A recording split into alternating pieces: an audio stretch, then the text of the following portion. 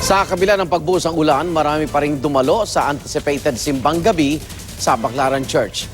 May pahayag naman ng CBCP sa mga magnobyo't nobyang nagsisimba. Saksi si Jamie Santos. Hindi napigil ng maulang panahon ang marami nating kababayang Katoliko na dumalo sa mas maaga o anticipated simbang gabi. Itinuloy pa nga ang pailaw bilang hudyat ng simula ng simbang gabi.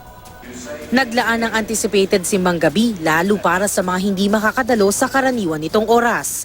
Kung tutuusin, panggabi naman talaga ito, kaya nga simbang gabi, pero inagahan at ginawa pang madaling araw noong panahon ng Kastila para madaluhan ng mga magsasaka bago sila mag-umpisa sa trabaho. Sa paglipas ng panahon, naidikit na ito sa paniwala ng ilan na matutupad ang kanilang hiling kung makumpleto ang siyam na misa de Gallo. Meron ka bang particular na hinihiling? Yung ano po, yung gumaling po yung anak namin. Kasi minsan po nangungumbulsyon po siya.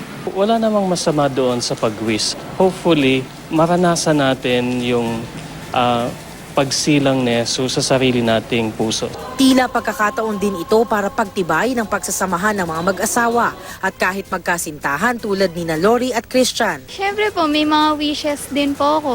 Pag natupad ko po yung wishes na yun, baka po sakali. Kasi Siya ba ang wish mo, yung sa tabi mo? Hindi naman. isa na rin po yun.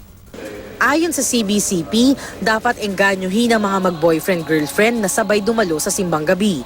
Ibig sabihin daw nito, inilalagay nila ang Diyos bilang pundasyon ng kanilang relasyon. Pero may paalala pa rin ang simbahan. Wala namang masama doon kasi kasama yan sa growing up. Ano? Pero sana paalala ko lang na sa mga kabataan na yung simbang gabi, first of all, is worship, not courtship. Na unahin natin yung pagsamba sa Diyos.